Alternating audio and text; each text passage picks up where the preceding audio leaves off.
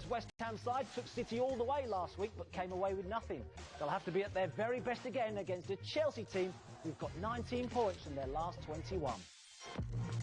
Yes, welcome along. Such a packed show, haven't we? So many big games to look at this weekend. If you do have any questions, though, you can get in touch with me at Matt Hollanday on Twitter, and we'll do our best, if we've got any time in the show, to answer as many as we possibly can. Phil Neville here, obviously, alongside me as always. Let's talk about the Champions League results from midweek. Yeah. Another good week for the English clubs, wasn't it? Well, it's been a successful campaign so far in the group stage. I think what we've shown as a Premier League is that the Premier League now has got a great chance of winning the Champions League. The goal scoring has been phenomenal. I mean, the standout obviously is Liverpool, 7 goals at home against Spartak Moscow. I always think when you play a Russian side at this time of the year, you're always going to get goals because their league's just finishing, it's breaking up. But there was some fantastic performances and all our teams are through, so it's great strength in the Premier League. Some potentially eye-watering last 16 ties as well, with some of the names that have got through as well. Yeah, I mean, there's some big clubs in there. Chelsea, I just wonder whether they've slipped up a little bit by finishing second, because they can draw the big boys. But look, come February, when the second or the last 16 starts, the Premier League's going to have 5 teams in there, and we're going to be playing against the best teams in the world. We certainly are. Man City, that's our first look, isn't it, today? Man City and Man United, but they lost their first game of the season. And Pep said it was a good thing, that it's good for the team, good for the club, that they'd probably just keep their feet on the ground. I'm not so sure. It was always going to be one of those games, sandwiched just before the derby and the West Ham game on the Sunday, long travel to Donetsk, that he was going to rotate, and he did rotate, and he played a couple of young players, and they did lose. But I just wonder whether that gives United a little bit of confidence. Really? We're clutching at straws. No, but you are clutching I said last week that I thought City could go through the season undefeated, but obviously they lost the game after. Yeah, well, let's have a look at the lineups then. It's the game at 4:30 on Sunday. It's at Old Trafford, of course. United on the back of that big win, wasn't it, against Arsenal last week in the Premier League, against City. Same team for United, do you think? Obviously, no Pogba. No so Pogba, that's the one change. I mean, it's when he got sent off against Arsenal, and my initial reaction was that it wasn't a sending off, but obviously in hindsight, my disappointment was that he was going to be missing from a game of this magnitude. Someone that has missed a lot of big games for United. I think United will go back three, 100%. I think it suits Lindelof, who was in great form, and I think Rocco's come back in and give him good balance on the left-hand side. It's this position, really, that's up for grabs for me. Is it going to be Herrera, or could it be Fellaini? Fellaini's had an injury. Jose said last week that he's got a chance. I've got a feeling he'll go with Fellaini. I just think that with the height and the lack of height in the Man City team, I just think that Herrera's not in good form at the moment. He doesn't seem to be in his plans, and I just think he'll go with Fellaini. And up front, Martial and Lukaku, I think he'll go Rashford. That would be harsh on Martial, though, wouldn't it? It will be harsh. He scored again against at the weekend. I just think that Rashford sat out for a couple of games. He played against Moscow in the week. He looks fresh. I think he's got his freshness back. And I think with Lukaku, Rashford and Lingard, I think he's more disciplined than Martial, and that's the key. Martial, brilliant going forward, but I can see Rashford being a little bit more disciplined in what will be a very tactical game. That's engineering, because if you talk about discipline, then actually Herrera probably brings a bit more discipline to the team than Paul Pogba does. But they're missing out the other way, aren't they? Yeah, I just wonder whether, if David Silva was fit, I just wonder whether Herrera would do a similar job to what he did on Eden Hazard, you know, man mark. But with Silva, allegedly, will he do it against Kevin De Bruyne? A similar sort of job? Yeah, he could do, but I just wonder whether De Bruyne might be, he's a little bit bigger, more physical, well, better suited to Fellaini, maybe. I'm not so sure. It could be Gundogan as well, but is David Silva fit? There's talks of mind games. We'll just have to wait and see. Well, that's simply because Lacazette apparently wasn't going to be fit last week and was fit for the game against United. Who's missing the most, do you think? Who's going to miss the most? Is it going to be Pogba, United, Silva for Man City? Who's the biggest loss? I think Pogba. I think Pogba because of the ability to go from defence, where I think United will defend deep, and the ability to get to the other 18-yard box in a quick space of time. I think Pogba, Lingard, Rashford and Lukaku have got real speed. And I think United, in the big games this season, Chelsea and Liverpool, have missed his character on the pitch. Look, like I say, I think in a game of this magnitude, you need Paul Pogba. I guess when you look at the options, Man City have probably got more options to change it, haven't they, with David Silva being out. You know, Bernardo Silva could come in, he could play Jesus, he could play Sane a little bit further up and probably, you know, possibly play Gundogan, couldn't he? So they have got more options probably than United to replace them. I mean, we were having this debate before. I've got a feeling it could be that. Gabriel Jesus playing instead of Aguero in this type of game, unless he leaves I think he'll go with Gundogan and De Bruyne and Fernandinho, and I just think that will be the front line. He'll definitely play with these two wide because he'll want to pin United's wing backs really back into almost like a back five, and the full backs Walker and Delph will have the ball all the time. So it's a big call. Will it be Jesus or will it be Aguero? It's a big call for Pep Guardiola. Just going back to Paul Pogba, let's have a look at what they possibly miss him, because he's been a driving force, hasn't he? Particularly in the recent weeks as well. And the game against Arsenal, he was outstanding again, wasn't he? He was. In the big games, you need players with that little bit different. And you know, you can talk about the Arsenal mistakes, but with Pogba, what you've got somebody that's got the ability to counter-attack quickly like this. This is absolutely fantastic. Look at the ground that he's eating up, the strength in his legs. The pass from Lingard was just behind him, but he went round Koscielny as if he wasn't there. He out-muscled him, he out-strengthened him, and he had the class to find the pass. And I think since he's come back into the team, or since that's the tackle, and the reason why he's missing the derby. Was it a red for you? It was a red. You can talk about Bellerin's tackling position, but studs down the. Well, I think the fact that United didn't appeal the decision, it probably suggests that they felt it was as well. And Andre Mariner, I think the biggest disappointment is he'll miss the derby. I think that was the biggest disappointment, but it was a red card. I'm not sure it was deliberate, but it was foul, it was aggressive, and he can have no complaints. Let's have a look at his stats then, with and without him in the team. Now, they've played 8 with him, just 7 without him, but they've not yet to get beat when he's been in the side. The win percentage is 87.5%, almost 3 points per game. And the goals as well. They score much more goals with him in the team. Yeah, I mean, it's the win column. Look, he wins normally. Every time Paul Pogba plays, United win. 87.5% of the time, United win. And it's not just the wins, it's the fact that when he plays, United score. They go from a team that can score 1 or 2 to a team that can score 3, 4s and 5s. And he will be a massive loss. I just wonder whether that will determine the outcome of the game. That physical side of him as well. The physical side of him, it's his running power that's so impressive. Matic, Herrera, Matic, Fellaini, they're good, solid midfield players, but they haven't got the athleticism to get from defence, where Josie likes them to defend, up to support Lukaku within the space of 2 or 3 seconds. And this boy, this season, I think he's been sensational. Yeah, they actually did that pretty well, though, didn't they, against Arsenal last week, that counter-attacking. And Lingard made a big difference, didn't he? Lingard made a massive difference, because normally in that position where Lingard is, it's normally Juan Mata or Mkhitaryan. Mkhitaryan's got a little bit more energy, but Lingard is a running power. And I think when people talk about a United team away from home, I think United, what the tactic was at Arsenal last week was almost defend with young Rocco, Lindelof, Smalling, Matic, and half of Valencia, but attack with these 4. And when you've got Lingard and Pogba, you've got the ability to, say, if Martial goes out wide and Lukaku goes out wide, you can actually get Pogba and Lingard up into forward positions really well. And I think what they will have added to the game since Jesse Lingard got in there was the ability to actually press teams like this. And you talk about work rate. That is Jesse Lingard, and that is Romelu Lukaku. United have basically got everybody behind the ball in this situation. They're defending deep. Arsenal have got possession, but they've got the pace to get from back to front quickly. But like this, they clear the ball, but they've got this ability. Look at Lingard. He presses Bellerin. He presses Peter Cech. And he presses again. He goes and presses again. And when we get to this point here now, and we talked about United, this is United. Look at the 4 attacking players, and you've got Matic sat in front and the back 4.5, 5. So his pressing has actually allowed them to get Pogba and Lukaku further up the pitch, hasn't it? And his pressure, actually, Petr Cech ends up kicking it out of play. He forces a mistake, and it's just pure.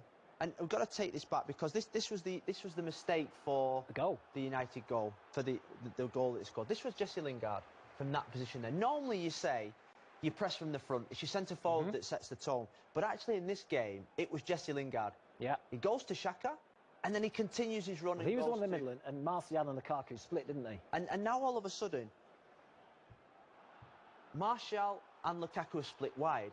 But this is the man that's actually setting the tone. And if that is Mkhitaryan, if that is Juan Mata, he hasn't got the energy to do that.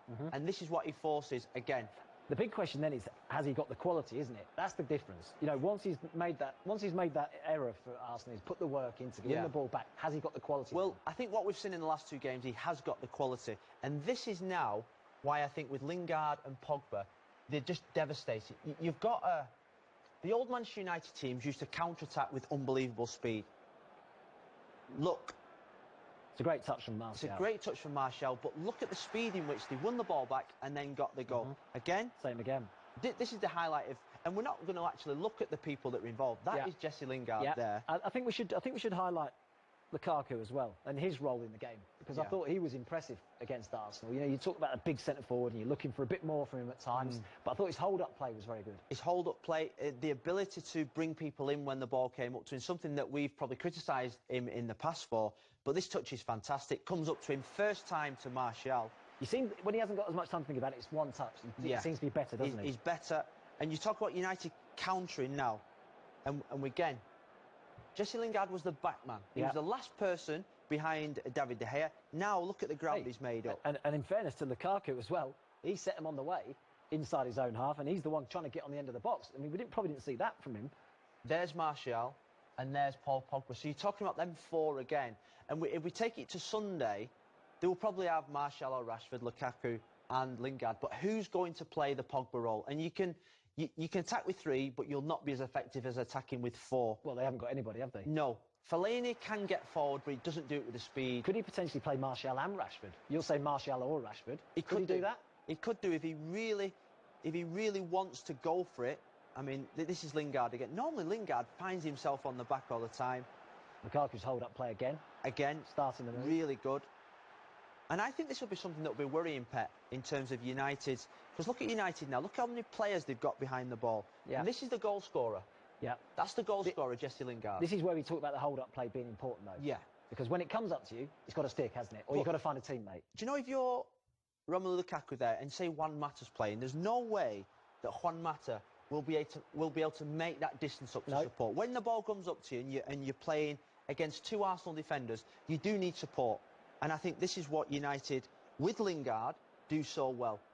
Rocco plays it into Matic, and then look straight away. One touch again. Look at that. Runners straight away. And Pogba knows he's going down there, and Lingard knows that ball's going to come there because the space is there, but they eat up the ground. And then all of a sudden, they're away. They're a 1v1, 2v2, and we've seen this from Pogba already. And it just deserved the goal, and it was like the United of old when they used to attack through Carlos Tevez, Ronaldo, Giggs, Van Nistelrooy. It was special. It's going to be interesting, isn't it, if he does go Rashford, Martial, and tries to use that pace. But with it being at Old Trafford... Look, I think when you're looking at this, and you're thinking to yourself, how can you get more speed in the team when Pogba's out? The only answer is to play Rashford and is to play Martial and Lukaku and maybe just drop Jesse Lingard back a little bit into the Pogba role.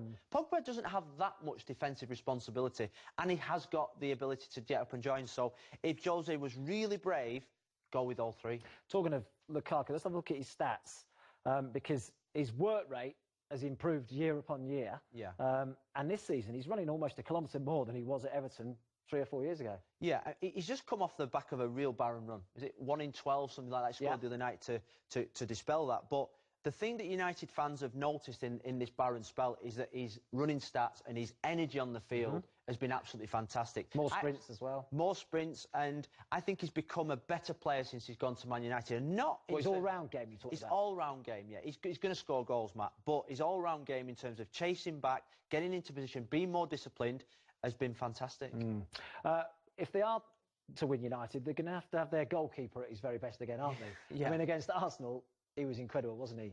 Well, he almost won them the game, really. He got the man of the match. And although United, I thought, deserved the game, it was David De Gea that produced the best moments of the game. We've raved about Pogba and Lingard, but it was David De Gea that... What did Jose say after the game? He's the best goalkeeper in the world now. Do you think he is? Well, I've worked with him, and the biggest quality that I think he had is his temperament. He never ever looks flustered. He makes saves look so easy. You know, that palm, sometimes keepers can palm. Very agile, isn't he? I mean, he's obviously come through that period where his size maybe came under scrutiny, and he wasn't very good at set pieces and corners, and he got bullied a little bit, but he's come through that. His shot stopping's never been in doubt, has it? Never been in doubt, his shots, but he's an all-round good goalkeeper. I mean, this is fantastic. That's the best, isn't it? And then to go with your feet, people don't realise how good that was, really. But when he first joined United, he was so thin, he was weak, he was poor on crosses, he got bullied. But I just think it's probably one of the best signings that Sir Alex Ferguson's ever made. When we looked at the stats and we were trying to work out who's the biggest team, Man United actually physically are a much bigger team, aren't they, than Man City, by about 6 centimetres per person on average. Is that something that United could look at this weekend? Well, set pieces are going to be key in this game for Manchester United. I think David Moyes said it last week. He said there's a weakness in the Man City team. He didn't tell us what, but then on the day of the game when they were taking corners and free kicks, it was pretty obvious. It was pretty obvious that the weaknesses were from corners, and because West Ham were a big side, they put a lot of pressure, they had good movement, and there was just a little bit of disorganisation in the setup. Absolutely. No, looking forward to it. That's a bit of Man United. What about Man City? Let's hear from their captain, Vincent Kompany. I think it's definitely the most intense spell I've been involved in my City career, but I remember we didn't get beat until late in December in the year we won the title for the first time. So it's not something that hasn't happened yet, and we all know how difficult it was in the end to win that title. So I'm extremely cautious, not negatively cautious, but just extremely focused, I would say, on what has to happen rather than what has already happened. The key thing for us to be successful this season is to, and I really believe in that, is to make sure that injuries don't happen. Injuries like happened to me don't happen. I'm not saying that you can avoid them, but even if at that time people are playing less than they want, just the fact that we can decide who plays when makes you a much stronger team.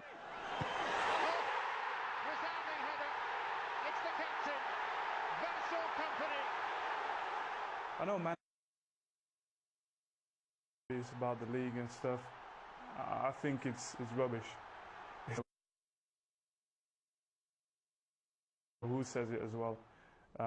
It's a special game. It means a lot more to the people in Manchester than any other game, and therefore it should mean a lot more to the players as well. If you're physically able to do 110% for every other game, you'll do 120%. It's not the managers who decide, this is the psychology of the players. That's how we're wired. It's normal.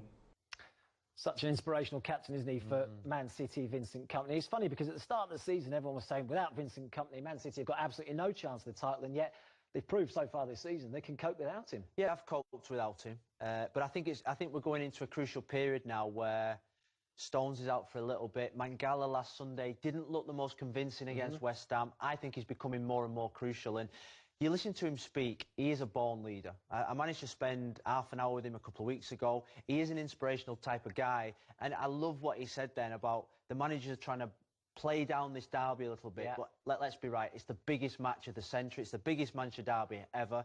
And let's just enjoy it. Yeah, because if United don't win, all of a sudden, probably the title's done and dusted, isn't it? Yeah, I think it's as plain as that. It's as plain as that, where if City go 11 points clear, you cannot see how they're going to slip up. And if United win the game, then all of a sudden, could there be a City wobble? So it's so much riding on this game. Yeah, I mentioned the height difference between the two sides, and we were looking at sort of weaknesses. I mean, actually, Vincent Kompany is one of the bigger players, isn't he, for City? But if there is a weakness for Man City, we've had to dig deep. I'm sure we had to work very hard to find one. It is perhaps from crosses from set pieces, isn't it? Yeah, I think we've got to say first, they don't concede many corners, and they probably don't concede many crosses. So every cross that goes into the box, there seems to be an opportunity. And They actually concede the least crosses, corners per game, sorry. I would have thought it's something that they don't practice that often, because they're never in this type of situation where teams get that deep. I mean, this was an own goal by Kyle Walker, Mark Juff from Stoke. This, for me, is, for Sunday, this is the biggest thing I think that Jose will be concentrating on. forget Silva, De Bruyne, which obviously he'll have a game plan for, but it's attacking set pieces. With United's height, how much bigger are they than... 6 centimetres per person. 6 centimetres bigger, so... And we just look at the setup. The marking zones, yeah, which I don't particularly like, but when you're a small team, zonal marking is pretty easy to do. But it's these, we'll just take them out, it's these that are the key players. Yeah. Aguero, De Bruyne, Silva. Well, they're the blockers, aren't they? They're the blockers for the big boys for Huddersfield. They've got to block. They've got to physically block so they can't make this run through. They've got to block so they can't make the run through onto the big boys. What do you think Sane's job is here? Is he just thinking about the counter-attack now? If Ederson picks the ball up, he's off. He's thinking counter-attack, score a goal at the other end. I'm sure of that, all the short ones. Because there's nothing else he's really doing there, is there? If Van der Parra goes for the short one, he could be there for that. But would he not be better suited to the edge of the box? What if this gets cleared to the edge of the box? He's thinking counter-attack. So, you know, we've talked about it all morning, but he's thinking counter-attack. But what these guys here have got to do, they've got to be physically against the Huddersfield men and block the runs. And we'll take this slowly because it shows this is where the weakness. You see Schindler just gets in front of Kevin De Bruyne. He flicks it on at the near post, and it's slightly fortunate it goes in off Otamendi. This was against Southampton, and again, they're trying to block, aren't they? They're trying to block. Again, it's zonal marking. This time, what they've done, they've put Vincent Kompany in that near post area, which I think was a deliberate ploy because maybe they thought there was a weakness there. They've tried to block off again. No. Van Dijk gets round the back, and that is an absolute sitter from Yoshida.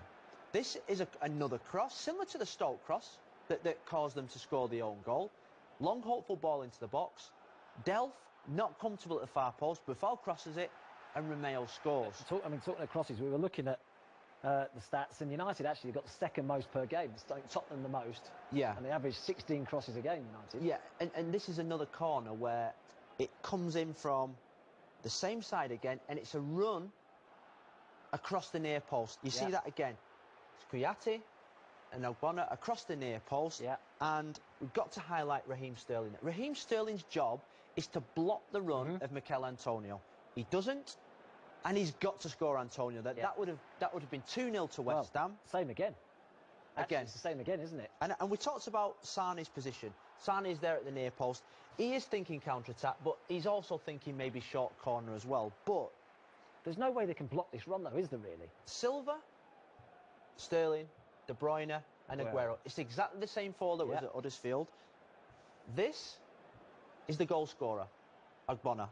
He should be blocked, but he's not. Whose job is it to stop him? I mean, it's Sterling, really, is it? Sterling now is against him.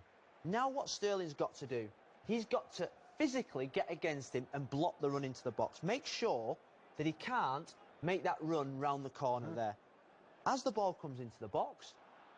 That was too easy. It's just far, far too easy. It's a free header. Otamendi doesn't attack it. Yeah. And we've had to...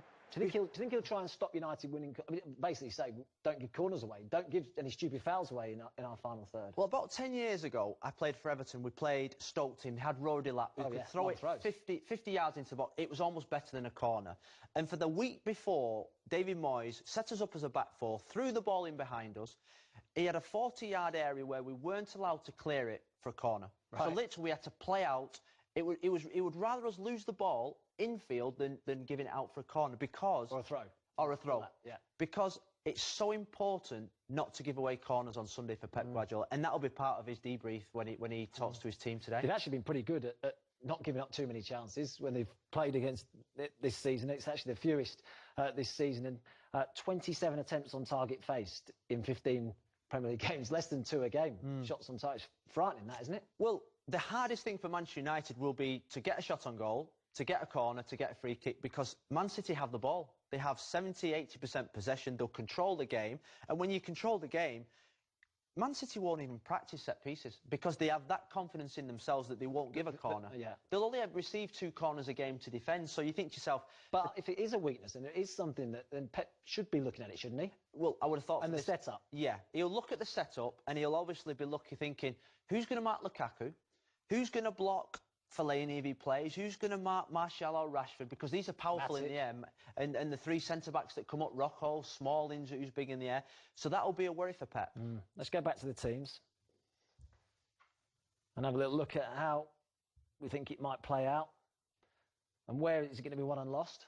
Well, I mean, we talked before about how do you get Rashford, Martial and Lukaku in the team. The only way I think you can do that is if you go with a back four. You know, if you went with, if you say you took Rocco out the team and then you went something like that, that's the only way I see. That's the only way I see United going absolute gung-ho, going for the jugular, playing three of the quickest men up front. Will he do that, though? We keep talking about, everyone keeps talking about him parking the bus. Actually, it's probably a little bit unfair because they've actually scored the second most goals to Man City this season. Yeah, and the only way I think he'll do that is that Man City only have one centre-forward in Aguero. Do you really need three back there? They've obviously, you've got the two wide men, Jesus or Sané and Sterling. Mind you, Pep could spring a surprise and play Jesus and Aguero up top, couldn't he? Do United actually need three centre-backs? I'm not so sure they do. So they could gamble with that, but it's going to be an absolute tactical battle and a tactical battle of mind games because, look, is Silva going to be fit? If Silva's fit, United have got a problem in midfield. If Silva's not fit, then United can maybe thinking, can we gamble? But you just never know. With no Pogba, City favourites? City favourites going to the game, yeah, because of the way that they've played, just because the way they've destroyed most teams, and the way last week went. 3 tight games, they won in the last couple of minutes, that would have given massive confidence. Is it worth me asking you a prediction? Can I phone a friend? No, look, my worry is it'll be a stalemate, that both teams will be too scared to lose, and that United probably won't have enough to score. United have to win. United have to force it. I think United have to force it. The last 2 games against Watford and Arsenal, I think there's been a change in mentality from Jose. I hope he continues that on Sunday.